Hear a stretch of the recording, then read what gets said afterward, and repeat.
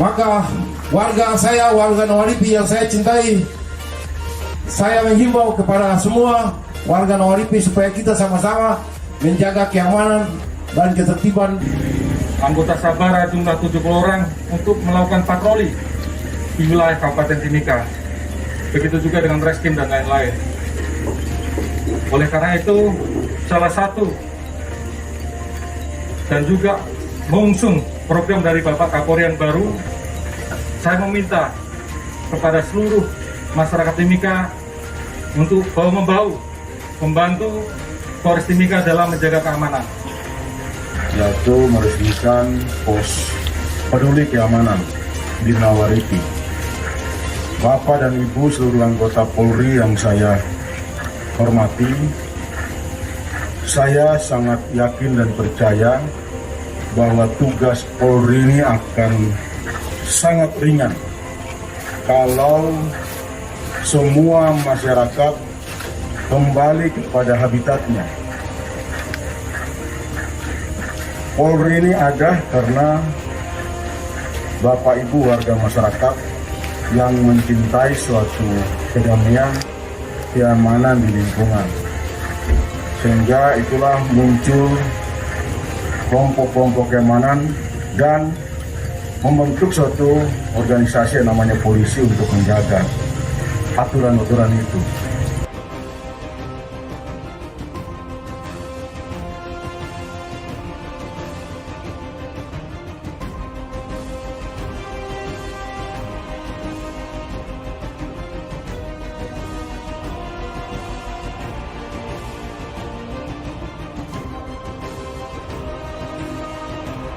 Gerak KKB makin terjepit.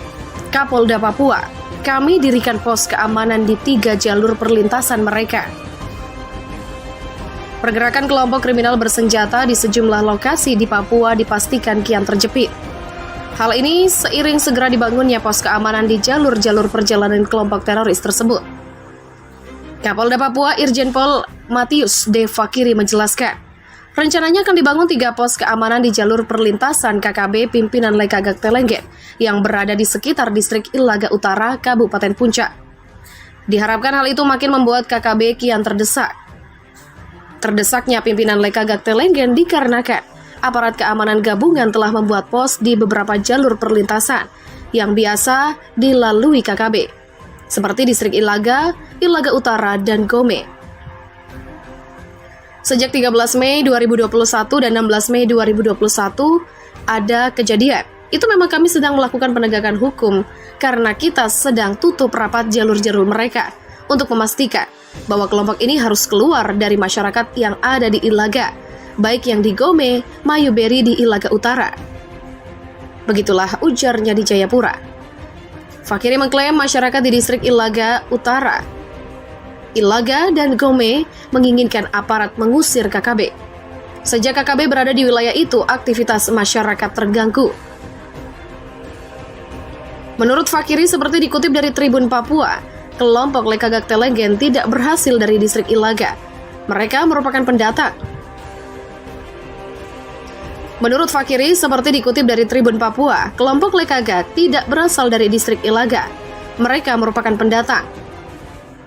Kelompoknya Lekagak ini bukan tuan rumah di Ilaga. Mereka pendatang yang datang mengganggu di tempatnya orang, sehingga TNI Polri mengambil langkah-langkah cepat untuk melakukan penegakan hukum di Kabupaten Puncak secara masif.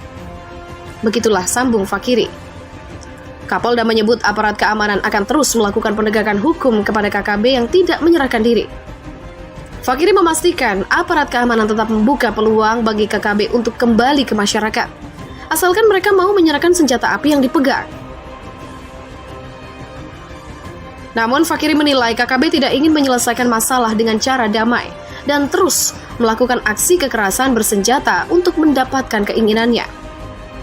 Kalau mereka tetap seperti sekarang, maka aparat keamanan tetap berhadapan dengan mereka. Apapun resikonya, kita akan melakukan penindakan. Begitulah tandas Fakiri. Anak buah OPM gembar-gembor siap perang. Pemimpin KKB Papua justru ngaku takut lawan dengan TNI. Petinggi OPM yang tak paham situasi langsung di Papua, getol, berani perang lawan TNI. Pemimpin KKB Papua justru ngaku takut perang lawan TNI. Perbedaan pendapat diungkap oleh dua petinggi kelompok kriminal bersenjata Papua soal melawan TNI. Bahkan, hal ini menjadi sorotan banyak pihak, lantaran pendapat keduanya saling berseberangan. Meski baru-baru ini KKB Papua membentuk pasukan tandingan untuk melawan pasukan setan TNI AD yang dijuluki sebagai pasukan surgawi. Tetapi hal itu hanya dianggap lelucon bagi salah satu petinggi KKB Papua.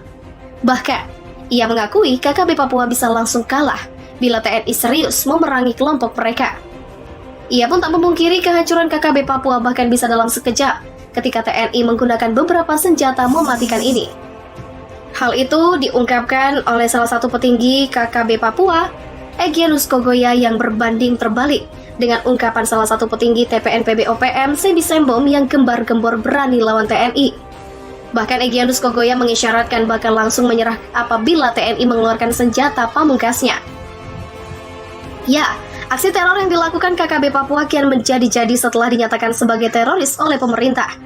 Tak hanya melakukan teror kepada aparat keamanan baik Polri maupun TNI, namun kelompok teroris juga meneror warga sipil di tanah Papua. Salah satu KKB Papua aktif hingga saat ini yakni KKB yang dipimpin Egyanus Kogoya. Diperkirakan anggota kelompok Egyanus sekitar 50 orang dengan masing-masing memegang senjata militer yang cukup canggih. Walau begitu, siapa sangka bahwa sebenarnya Egyanus begitu takut jika berperang dengan TNI Polri. Hal itu pernah disampaikan Egyanus dalam akun Facebook TPNPB pada tahun 2018 silam. Dilansir dari Hot.Grid, pihak Egyanus mengaku tidak mau berperang dengan TNI jika mereka memakai helikopter dan bom. Unggahan itu jelas berbanding terbalik dengan pernyataan siap berperang dengan TNI. Selama ini KKB hanya tahu TNI menggunakan helikopter Bell 412 dan Mi-17 di Papua. Memang kedua jenis alutsista itu merupakan jenis angkut. Namun sebenarnya TNI memiliki beragam senjata mematikan. Bahkan, alutsista TNI paling mutakhir sama sekali belum pernah diterjunkan untuk menumpas OPM. Misalnya, TNI mempunyai Skadron 31 Serbu penerbat yang bersarang di Semarang. Dan isian Skadron 31 Serbu ini beragam, mulai dari helikopter Mi-17, Bell UH-1 Irohwitz, Mi-35 HNE, dan AH-64 Apache.